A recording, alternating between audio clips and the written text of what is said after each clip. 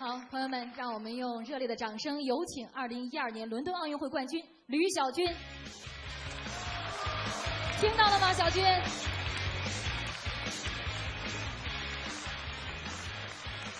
好精神啊！大家好。看到你，我觉得比我想象的要瘦，大家的感觉呢？是不是？但是比我想象的还要帅。我们的那个评论员说，吕小军其实呢，他有一身盔甲式的肌肉，但是今天看不出来哈。这个如果看出来，今天在咱们农大会有更多的粉丝。小军，在你夺冠的那一刻哈，我知道其实媒体报道最多的一句话是，你得的这块金牌是土地里刨出来的。我不知道你会怎样理解这句话的含义呢？怎么讲呢？是从农村里面走出来的，这样的一块金牌吧，也就还是自己的努力吧。自己的努力，吕小军家在湖北潜江的农村，农家孩子，练了16年的举重，对吗？是16年吗？16年。最后圆了自己的梦想，最终站上了奥运会的最高领奖台。我特别想问你，一个农家孩子一步一步走到现在，你觉得得到这块金牌，最终依靠的是一种什么样的精神？你觉得这块金牌的含金量对你来说最重要的是什么？其实就是这15、16年走过来，其实也就是靠，我家里给我的一个就是精神上的一个支持吧。就是因为他们在背后太辛苦了，所以说我得比他们更辛苦一点。但是你练举重的时候也很苦啊。是啊，对啊，所以只能在训练上多，比别人练的时间更长一点，多用点功吧，就这样。家里是父母都是种地是吗？对对对。那时我记得小时候我爸是种了将近20-30亩地了，那是。你会在家里帮助他们干农活吗？其实每次回去的时候，其实不管是从哪怕扫个地啊，或者是下去扛个麻袋什么，我都会干。那是小时候就是怎么讲呢？这回去之后就想帮家里做点事情，就是让他们就是想让他们多休息一下。那这16年练举重的路，你觉得辛苦吗？就是这么已经走过来，我感觉还是，也还可以吧，就是也还，说辛苦嘛，也是挺辛苦的。不过既然选择了嘛，是不是？那就得咬紧牙关，挺过去啊。挺过来了，吕小军。对对对。这个伦敦获得金牌的那一刻，我们都看到他夺冠的那个场景了。那会儿吕小军可以用一个词来形容，那就是疯狂，疯了。现场是一把把教练抱起来了，是吗？对对对。我其实大家有没有看到那个现场？有没有记得？他是一把把教练从后场抱到前台来，然后其实我特别担心你当时会不会激动的控制不住了，像这个放杠铃一样把你教练放在台上。我们记者展示一下，拍了2张图片来看一下当时的一个现场啊。小军把教练看到了吧？没有挡住大家哈。当时你是喊什么呢？其实，你看，我说我担心是很有必要的，这不是拥抱，这摔跤啊，这是。这确实是一个拥抱，因为这个拥抱太给力了。不是，当时是从台下面把他抱上来的嘛。你不用离我这么远，反正不会发生那一幕的。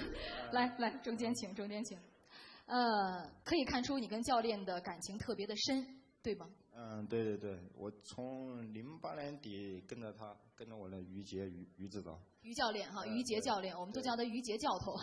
对。08年底跟着他的时候，就是也是将近，他是一个就是怎么说，就是性格就是跟我们差不多，就是能讲的、能沟通得了的，知道吗？就是心情非常开朗的一个人，就是。他很看重你吗？他是一个。给我们透露一下。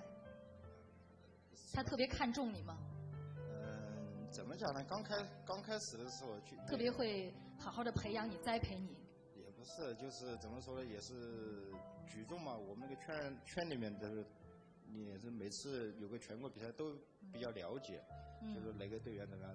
说实话，当时也是处在一个比如说2年没练了，就是我那个于教练说你2年没练了，他敢接不接我还是个问题的。后来呢？后来还是把我接在他手里面去。为什么他后来决定接你了？这个问题我还一直也没问他。这样吧，很多教练的心思你不知道。教练呢，本来于杰教练，我们今天要把他请到现场来的，但是于教练因为膝盖有伤，他在做手术，无法来到现场。我们的记者特意去医院看望他，拍回了一段视频，来，一起来听听，小军也来听听，来。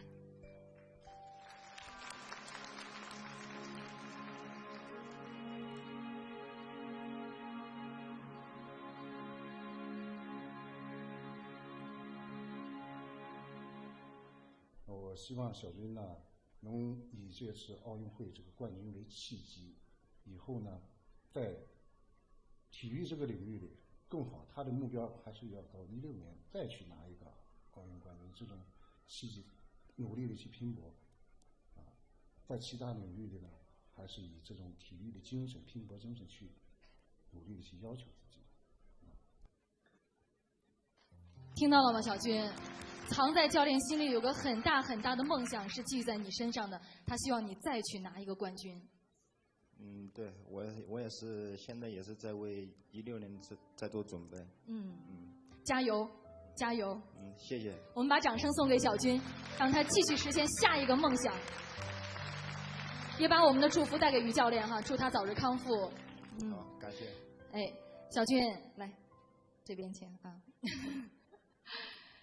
我听说你在10月份哈，听说你在10月份参加一个慈善活动，不是参加，是你主办了一个慈善活动是吗？给我们说说是怎么回事？是在家乡办的一个慈善活动是吗？那是我回去之后吧，就比完赛回去之后，就是说将近在比完赛了1个月之后吧，就是回家乡，就是因为我回去的，怎么讲呢，就是农村里面嘛，所以说就是还是就周围的环境没有什么变化，因为当时我小时候就回去就想到了嘛，小时候在里面就是非常非常苦啊，就周围的邻居都是非常艰苦的人嘛，都是农村里面的嘛。后来等于说为什么突然有这个想法呢？我就后来是怎么说呢？虽然回去之后吧，其实也走访了一些学校，就是当时也是考虑到，就是说，我也是从这个学校走出来，是说尽自己的一些微薄之力吧，能帮助一下，就是比较困难一点的学生嘛。小军，你参加的这个，你设立的这个基金是吧？是个博爱基金是吗？你给我们讲讲这是一个什么样的基金的一个捐助形式？这是捐完之后，后来是考虑到，就是说自己就想就是成立，这是各方面的支持。再就是我是准备是把就是金牌嘛，金牌就是拿出，就是我的就是人生当中的就是世锦赛的第1块金牌拿出来给拍卖，拍卖的时候先慢慢成立起来，成立之后就是我这些包括我奥运会的这些我都会陆续就慢慢。你目前一共拿过几块金牌？现在世界级的。现在有5、6块吧，现在。5、6块金牌了。对。但是小军说刚才他说他捐出去的那块金牌是他的第1块金牌。对。你就这么把它捐出去了？虽然怎么讲呢，这块金牌对我来是非常有纪念意义的，因为它也是我的人生当中的就是一个转折点。那你心里会不会有一点不舍得？有什么不舍得的呢？就是怎么说呢，能帮助一些就是我家乡的一些就贫苦学生们，我感觉值。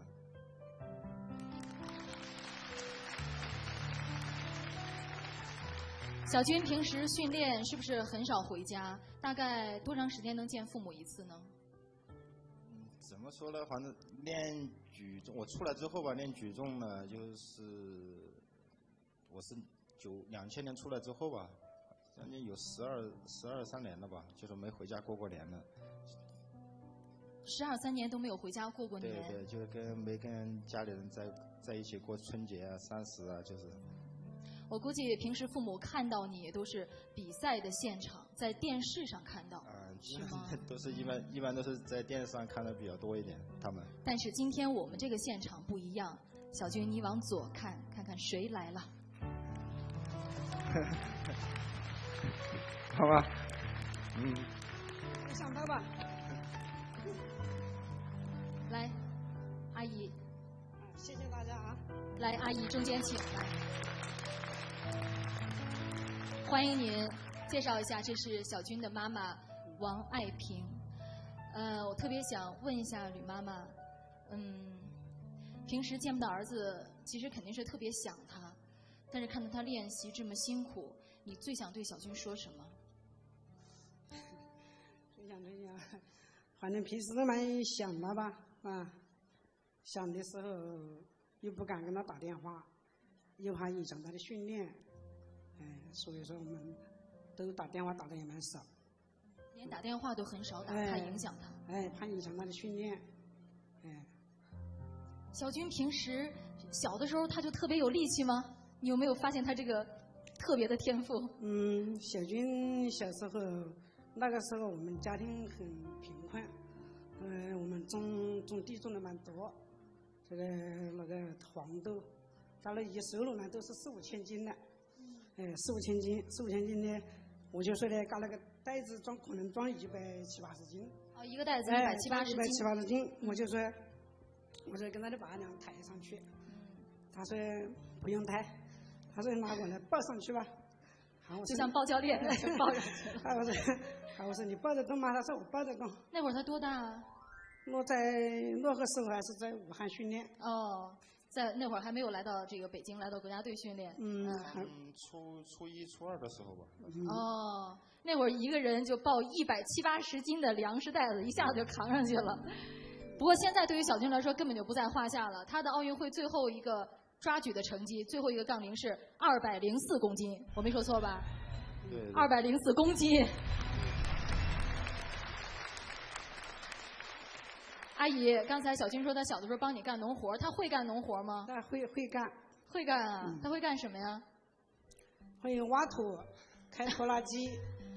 这还都有技术含量的农活。还帮去田里割小麦，都棉花都摘过。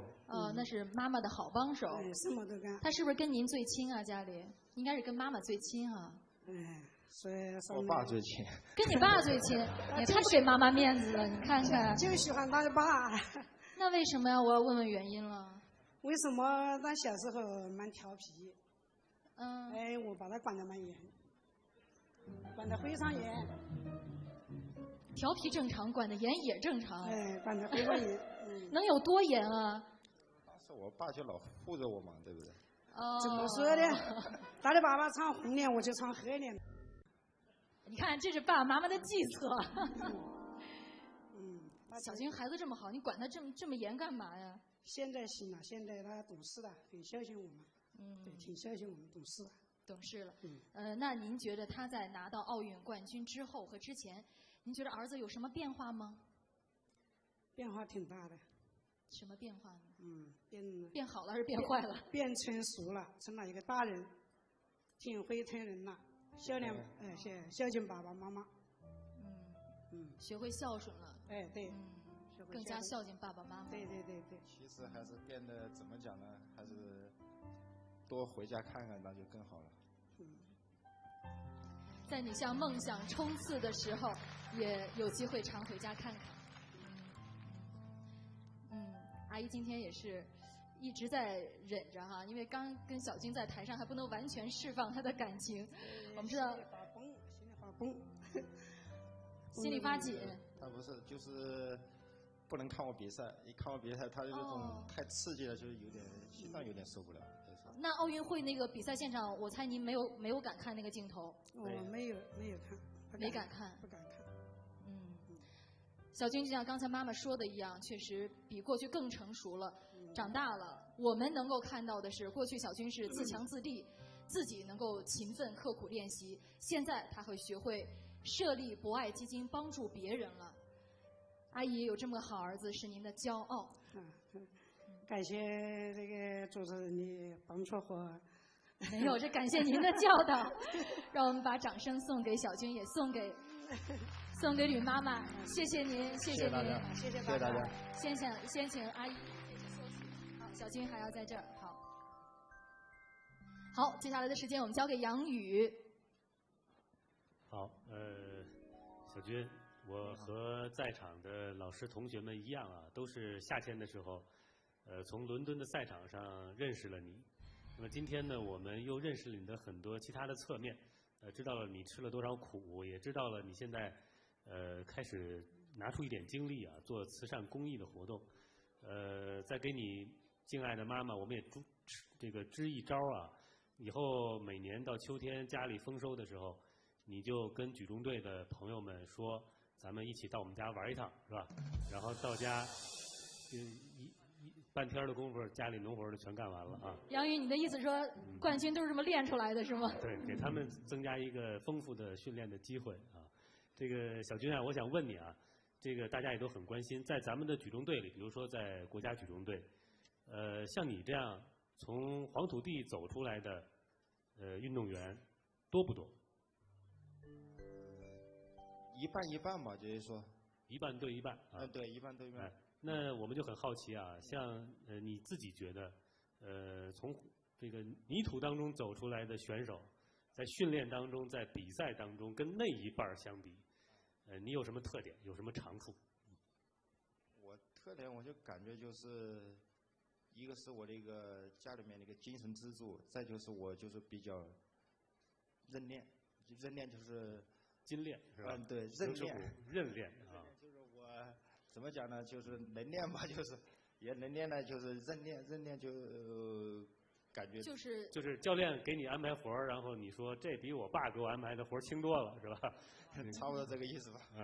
那么今天啊，咱们这个现场跟其他现场不一样，今天你面前坐的都是搞农业、学农业，将来要去干农业的年轻人。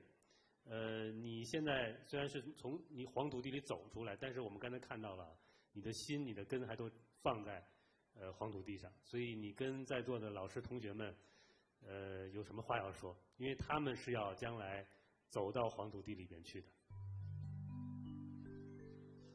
我想说的是，既然其实我今天来到就是这个农业大学，我就感觉到就是我一上台就感觉特别亲切，知道吗？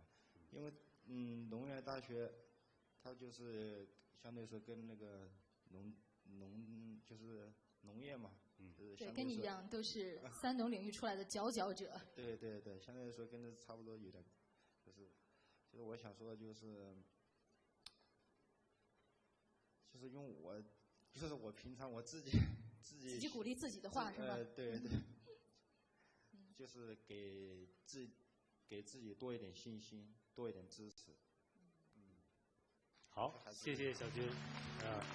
其实，我想，我们今天看到小军的经历，其实并不是说让我们大家都去争当举重的奥运冠军，其实是希望我们所有从事跟三农工作相关的人们，大家一起去努力，要种田就种出一个世界冠军，要搞农业科技就搞出一个奥运冠军来。谢谢你，小军。谢谢。那其实借着刚才杨宇的话哈，我其实还想问一下小军，很多奥运冠军都是出身农家，其实家庭条件并不是很宽裕，像小军家也不例外。那么像在你夺了奥运冠军之后，包括未来在你退役之后，你有没有想过未来的生活怎么去安排？有想过吗？现在还没考虑到退役，因为现在考虑到是先把这4年的时间先坚持下来，怎么样才再给自己更多的一点信心，再去，因为现在我也是27。你是队里年龄最大的队员是吧？所以说要再坚持4年是肯定是比这一届肯定非常非常艰苦，所以说现在是考虑的是怎么给自己再多的信心，再坚持。将来更长远的设想呢？将来等于说还是还没想过，因为现在是想的是在巴西。就是将来的，真的我还没考虑该去怎么做。杨宇，我想问你对这个问题怎么看？就是将来他们奥运冠军像出身农家的这样的孩子，他们将来会怎么去设计未来的一些发展的一些方向啊，或者是未来路怎么走？其实他们有很多的路可走啊。我想我们的国家也正在创造更多的条件，让这些曾经为我们国家争光的优秀的运动员，今后能够有更多的平台。我相信，小军在这一点上跟我们在座的农大的师生们是一样的。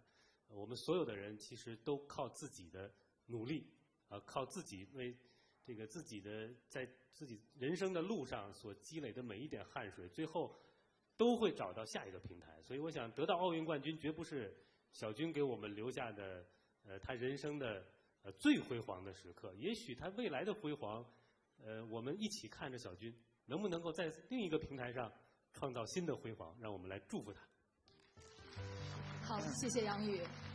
好，接下来我们来听一听我们的三农观察员、中国农业银行股份有限公司北京市分行党委委员、副行长张军如先生的点评。来，有请。